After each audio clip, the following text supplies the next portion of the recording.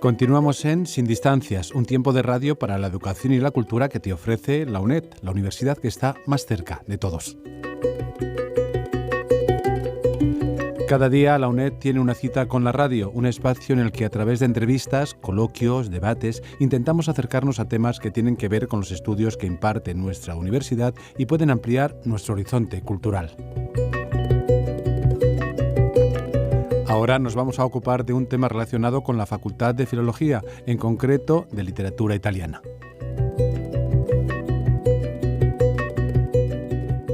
Quiero presentar a las compañeras que me acompañan en este programa de radio dedicado a filología. En primer lugar, Marina Sanfilippo. ¿Qué tal, Marina? Buenos días, ¿qué tal? Marina Sanfilippo ha sido quien ha tenido esta idea de hacer este programa. Ella es profesora de Lengua y Literatura Italianas en la Facultad de Filología de la UNED. Este programa que dedicamos a la obra y la figura de Primo Levi, el escritor, poeta, ensayista, por todos conocido, yo creo, porque tiene la suficiente fuerza y el suficiente nombre, Primo Levi. Nos acompañan también Ana Zamorano Rueda. Ana, ¿qué tal? Un saludo. Un saludo. Hola, Ana Zamorano es profesora en la Facultad de Filología también de Literatura Anglo-Norteamericana y Literatura Comparada, ¿es así? Sí, así es, efectivamente. Con nosotros también Paz Moreno, catedrática de Antropología en la UNED. ¿Qué tal, Paz? Un saludo. Hola, un saludo. Gracias por acudir a esta cita. Gracias por invitarnos. Ella es autora de un libro sobre etnografía en Auschwitz que lleva por título En el corazón de la zona gris. ¿Es así, Paz? Sí, es una monografía no tanto sobre la muerte en Auschwitz, sino sobre cómo sobrevivía, cómo era la vida cotidiana desde una perspectiva etnográfica. Muy bien, y la invitada que tenemos también de excepción hoy, que es Mari Roscales. Mari, gracias por venir. Lo mismo digo por invitarme. Digo de excepción porque ella acaba de leer la tesis. Ella es profesora de Antropología Social en la UNED en el Centro de Cantabria, profesora tutora. Así es. Y acaba de leer la tesis que lleva el título de La inextinguible memoria de las cenizas. Cuéntanos un poquito brevemente en qué consiste esta tesis, este estudio. Bueno, pues con esta tesis lo que he querido abordar, ante la complejidad, como estáis diciendo, de Primo Levi, pero me he centrado desde las ciencias sociales, concretamente desde la antropología.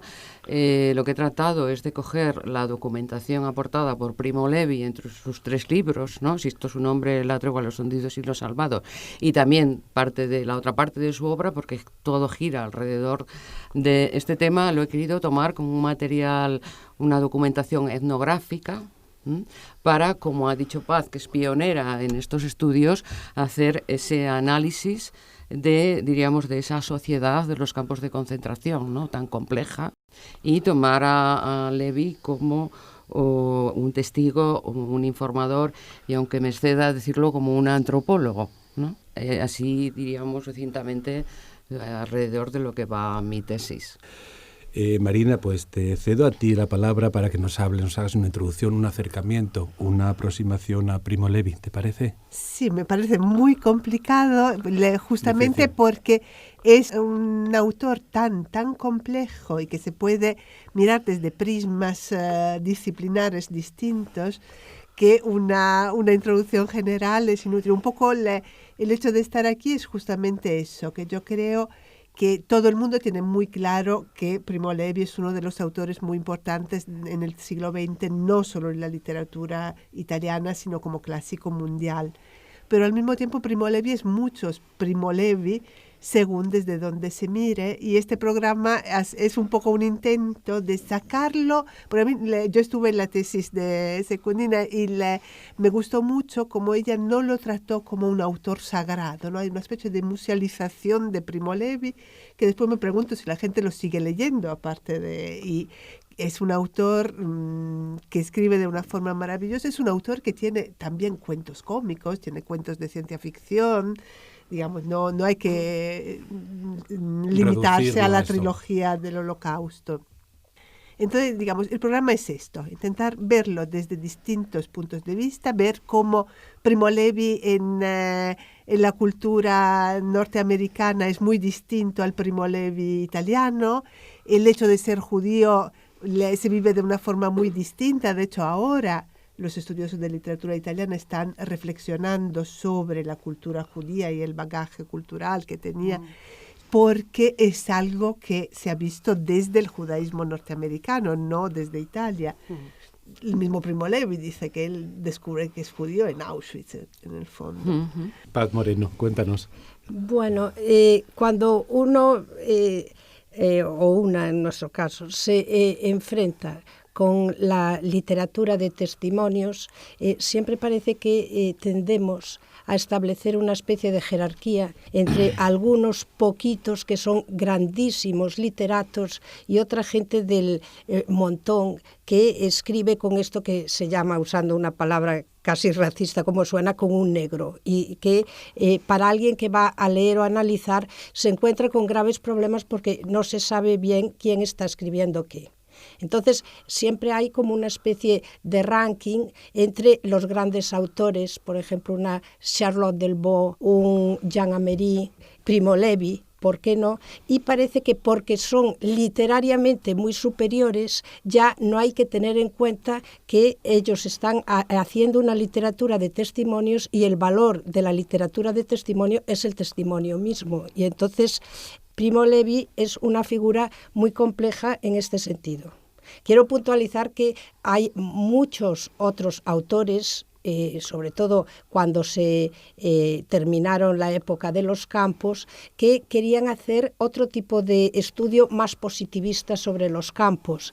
Y entre ellos contamos, por ejemplo, a Germaine Tillion, que era una antropóloga discípula de Mauss, y esta gente lo que quería hacer era una cosa de tipo universal sobre lo que habían padecido y que fuera muy objetivo. Mientras que hay un momento en que la literatura europea y mundial cambia y se busca sobre todo cuáles eran las sensaciones, las impresiones. Entonces, una de las figuras más complejas en este sentido yo creo que es Primo Levi, y para no hablar yo sola le voy a formular dos preguntas a Mari, que se ha especializado como tal en él.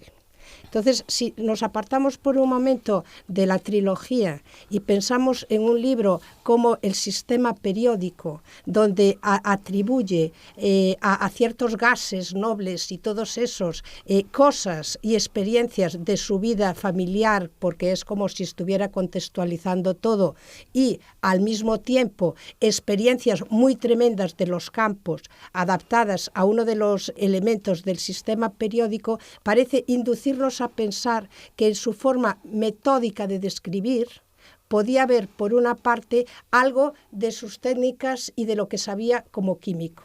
Eso es la primera pregunta, así como o una reflexión.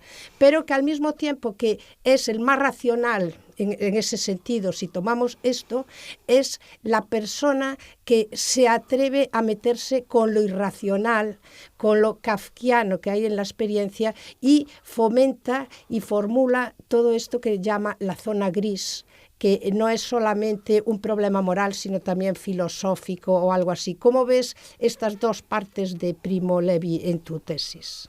Pues en contestación a la primera parte, lo racional, ¿no?, de Primo Levi, yo lo que he visto que su profesión de químico, esa profesión de análisis y de síntesis de montador y desmontador de moléculas, la ha aplicado a su análisis como si tuviera unas técnicas para hacer la observación que realizó en el campo de concentración. Yo lo que he abordado es que como ya se ha escrito tanto, bueno, sobre ciertos aspectos de la llegada al campo y tal, pues abordar esta parte de Primo Levi desde un observador que estuvo en el campo, pero que además tuvo una situación privilegiada, digamos así, ¿no? Porque, como dice él, enciérrense tras las alambradas a distintas personas de origen, de costumbres y tal. Incluso él decía que su vida en el campo había sido en tecnicolor y lo demás había sido en blanco y negro. O sea, él consideraba que aquella fue una situación privilegiada para él, para ver, diríamos, cómo se construyen las sociedades, ¿no? Y la complejidad de las relaciones, incluso para la antropología, es decir, cuando esos seres, esos ancestros que vuelven de su inhumanidad a su humanidad, ¿no? Es interesante para las ciencias sociales, incluso para la antropología, cómo se construye nuevamente. Y luego Primo Levi, que partiendo de esta profesión de químico, considero que tuvo la suficiente distancia, ¿no? Él se autointerrogó constantemente sobre lo que él ya había escrito, ¿no? Quiero decir, esa distancia que tomó. Y luego, por ejemplo, lo de, no sé lo que pensaréis, ¿no? Pero esto es un hombre, siempre se dice que tenía una necesidad de contar lo que había experimentado, lo mismo que tenía necesidad de comer o de beber. Pero él en una entrevista lo que dice es que ese libro también estuvo estructurado, ¿no? Que no fue tampoco esta forma de contar como esa necesidad. Y en cuanto a lo de la zona gris, quizás para mí lo que más me llama la atención y lo que más me ha hecho reflexionar, incluso a mí misma, sobre esa zona gris, sobre el bien y el mal, lo que él dice, que no juzguemos esa línea que hay entre la víctima y el verdugo, ¿no? Y que tenemos que ver que hay unos valores morales y unos valores vitales, y que allí estaban los valores vitales a veces por encima de los morales, ¿no? Primero yo, después yo, y siempre yo, ¿no? Entonces, esa zona gris a mí también me ha hecho reflexionar, porque dice, no juzgues. Yo incluso he pensado que si yo me llama en esos momentos un niño judío o gitano a mi puerta y me dice que le dé ayuda y que tengo que elegir entre la familia y eso, por eso quiero decir que considero que es muy complicado juzgar en esa situación, con ese poder sobre encima de las personas, decidir. Y bueno, para terminar, yo creo que es muy interesante esta descripción que hace del partido de fútbol, ¿no? Entre los cuervos del crematorio y los nazis, y cómo al final, que a mí eso me impresiona mucho, cómo se abrazan, ¿no? Que lo que dice también Primo Levi, que dicen los alemanes, lo hemos conseguido, ¿no? Ahora sois como nosotros, ¿no? Entonces, como dice Agamben, es un partido que todavía no ha acabado. Es un partido que no ha acabado, y en la medida en que no sepamos distinguir el bien del mal, en que no sepamos distinguir entre las víctimas y los verdugos, esto es una cuestión ética. En la medida que no resolvamos esa distinción, pues yo creo que ese partido no ha acabado. Quería que comentaras algo tú. No podría estar más de acuerdo con todo lo que se está diciendo, por supuestísimo, porque además sois vosotros más que yo los especialistas. Yo quizá, en fin, a mí me parece muy interesante un poco retomando la cuestión está entre lo que es la literatura italiana, él es, en fin, pertenece a la literatura italiana, y la cuestión de la literatura anglo-norteamericana, ¿no? También en Gran Bretaña entra Primo Levi a partir de los años 80 con una fuerza por las inquietudes, literarias. En fin, Primo Levi va más allá, bueno, pues por lo que habéis comentado, efectivamente, va más allá de la crónica en sí misma, ¿no? El uso del lenguaje de Primo Levi es una ruptura con la tradición de contar las memorias, de contar las experiencias, incluso la escritura autobiográfica, entre otras cosas porque se rompe un poco con el patrón del gran hombre que escribe sus memorias para escribir sobre lo pequeño, lo cotidiano, un poco esta cuestión de que la vida pasa antes que la cuestión moral, pero a la vez Primo Levi, y esto yo creo que desde un punto de vista literario, y es en donde ha ahondado quizá la crítica anglo-norteamericana, a la vez Primo Levi no solamente se queda como digo, en la escritura del testimonio per se, sino que él, pues precisamente con por ejemplo, el uso de la metáfora del lenguaje científico, ¿no? Donde compara su experiencia vital, pues como se ha comentado aquí, Mary ha comentado, todo esto hace que pueda abordar grandes y muy complejos temas que son de gran interés en la literatura, no solamente italiana, norteamericana, sino en general, ¿no? Temas como puedan ser, pues cosas como la naturaleza de la responsabilidad, también los límites del humano, la complejidad del lenguaje, esto que estamos hablando, cómo romper un silencio, porque claro, una cosa es poner palabras a contar una experiencia, esa necesidad que se tiene. Por eso hay tantas publicaciones sobre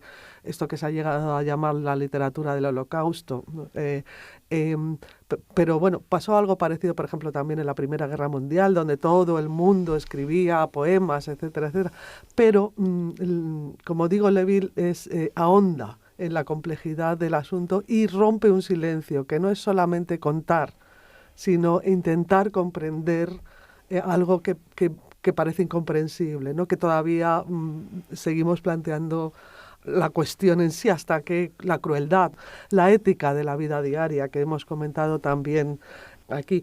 Bueno, primero también decir que Primo Levi entra en la cultura angloparlante, vamos a decir, desde muy temprano. Esta leyenda de que Primo Levi durante muchos años es un autor conocido en Turín, sí, más o menos, o conocido por pocos. Y nada más lejos de la realidad. De hecho, Marina fue quien me dio luz en esta cuestión, ¿no? Porque hay un estudio, que es el primer estudio que se publica en lengua inglesa sobre la cuestión del Holocausto, que es de Reitlinger, un autor británico, que se llama The Final Solution, The Attempt to Exterminate the Jews in Europe, 1939-1945. No creo que está traducido al castellano. Y aquí ya se menciona, esto es de los años, creo que es del año 52, la verdad que no tengo el dato exacto, pero ya se menciona a Primo Levi. La primera traducción de Primo Levi en el mundo anglosajón es del año 57. En los años 60 hay una adaptación de su primer volumen en Canadá, que también creo que luego, esto ya es en Italia, creo que en el año 67 se pone en escena, ¿no?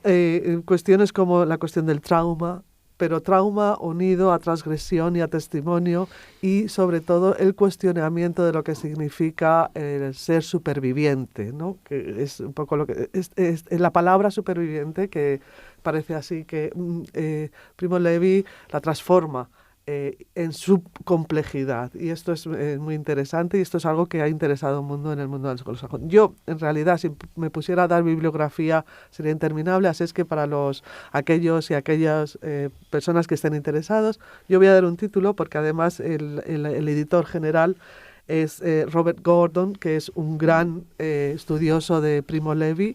Solo sus publicaciones ya son interesantísimas, pero además, como digo, es el editor general de The Cambridge Companion to Primo Levi, donde además se produce una cosa muy importante, y es que ya se está mezclando los estudiosos desde la literatura italiana con los estudiosos desde la literatura británica y la literatura americana, y este volumen aúna mucho toda esta cuestión, que es algo que está surgiendo pues ahora, ¿no? O sea, que también este programa es muy interesante en ese sentido. Y como digo, bueno, pues solamente para que lo sepan los alumnos, y todos aquellos que pertenecen a la UNED, aunque nos escucha más gente, pero bueno, en la biblioteca, a través del Linceo, se tiene acceso al Cambridge Companion o sea, quiero decir que nos da hasta ideas, porque una de las cosas que ocurre también con las traducciones que ha habido es que, bueno, pues ha habido mucha distorsión, hay apropiaciones de Primo Levi que tampoco, es decir, hay una mezcla, incluso Primo Levi en muchas ocasiones, para querer entrar en el mundo estadounidense, también él distorsionó algunos de sus escritos. En fin, estoy dando pinceladas para, bueno, ver sí, bueno, pero la riqueza, es interesante, la riqueza, Ana, y cuán de interesante es. Así es que muchas gracias, Marina, la verdad, por habernos iniciado esto, y la verdad que sí. Oye, hablando de traducciones, yo que había mencionado el sistema periódico, la traducción al castellano, que creo que es de Carmen Martín Gaite, es excepcional, es una llama la atención, es decir, y no, la gente no suele darse cuenta de quién es y quién había traducido esto. Bueno, yo no soy de literatura y todo esto, pero es un placer dentro de lo crudo que es, pero tiene muchas historias, según el elemento periódico que fuera, muy divertido, como sus abuelos y su abuela que guardaba el chocolate y le salían ratones, o sea, cosas muy entretenidas sobre su historia familiar. Sí.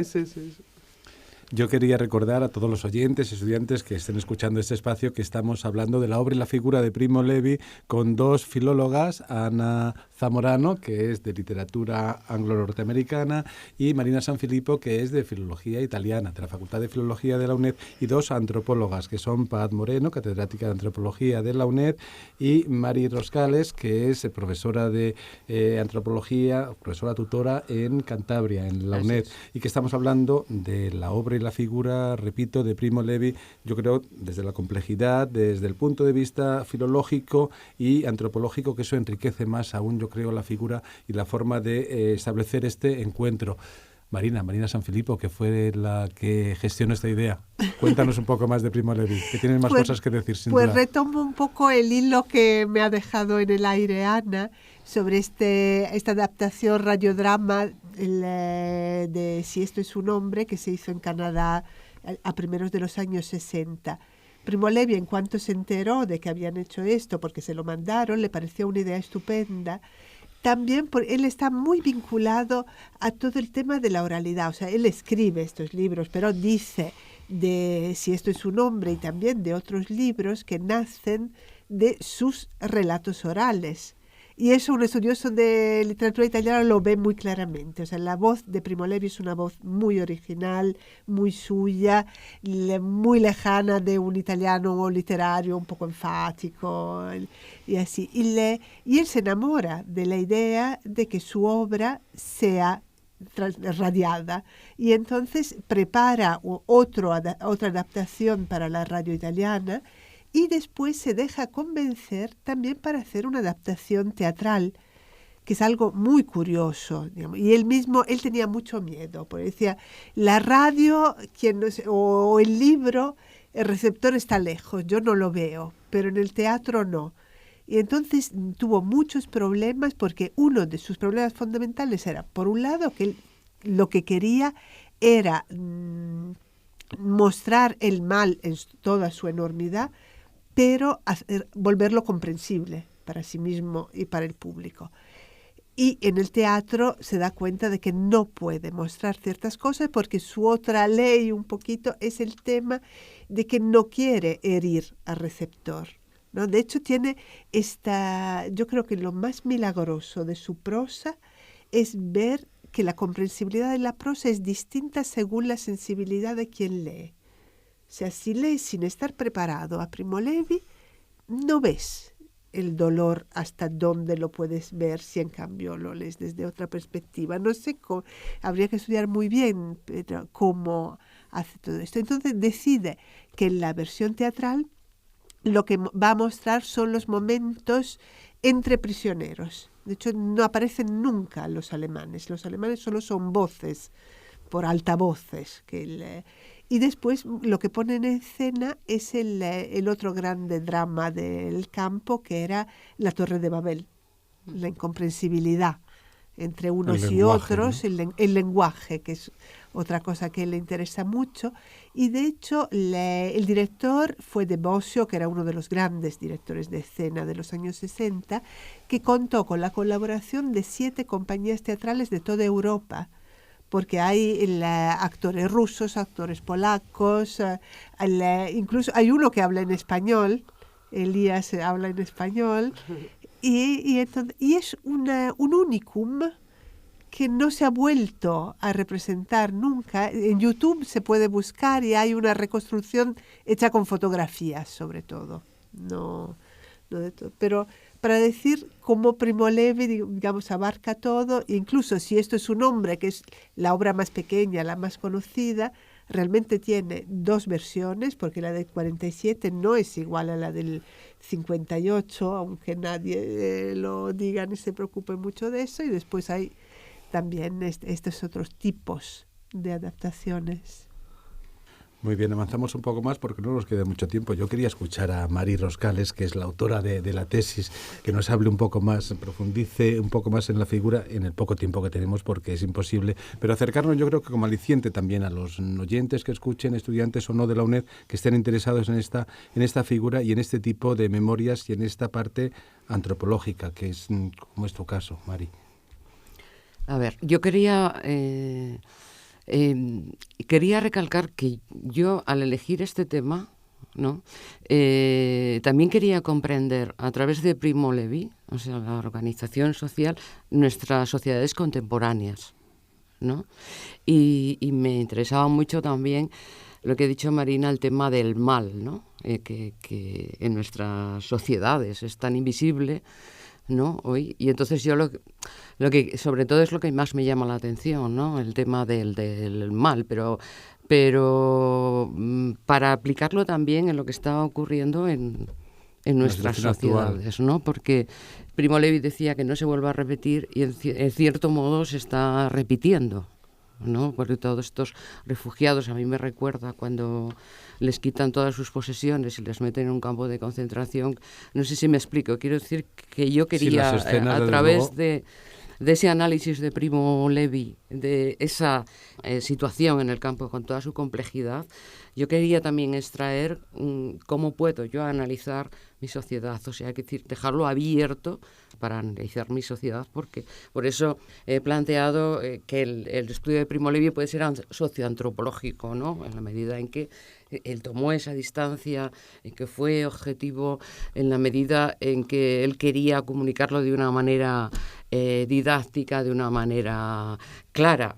Aunque, como decías de la literatura, yo al hacer la tesis también tienes que hacer este análisis, pero también un análisis del texto, ¿no? Cómo se construye ese texto.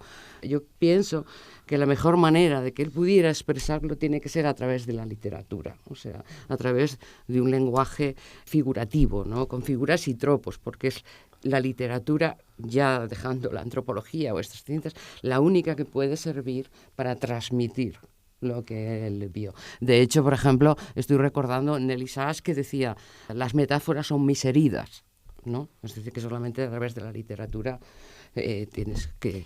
¿Y cómo verías, por ejemplo, una obra como El Maus, el cómic, me refiero, que hace o pinta un mundo exactamente muy complejo con el mal, con la vuelta de los demás, con la interrelación de muchas nacionalidades convertidas en distintos animales, dibujando con esta idea tuya de que es una descripción literaria convencional? Es decir, ¿no te da la impresión de que hay muchos mundos no explorados todavía y que tampoco tú lees Maus y no te quedas alejado de Primo Levi? Yo tengo la impresión. ¿Tú qué dirías de esto? Pues es una idea que me das porque no había reflexionado sobre ella, pero sí es verdad que hay muchos mundos, lo mismo que nosotros como antropología, con esas memorias, ¿no? Cada uno diríamos que tiene una perspectiva, o sea que también jugamos con esa ambigüedad, pero incluso en nuestra ciencia, con la antropología, también hay esa ambigüedad, es decir, si tienes un informante, ¿no? que tenemos que partir de que se piensa, en el caso de Primo Levi, o en el caso de que él para mí es un informante, que hay una reflexión personal y que puede ser igual que otras reflexiones personales. Bueno, lo que me estás planteando, bueno, yo lo reflexionaré, porque no...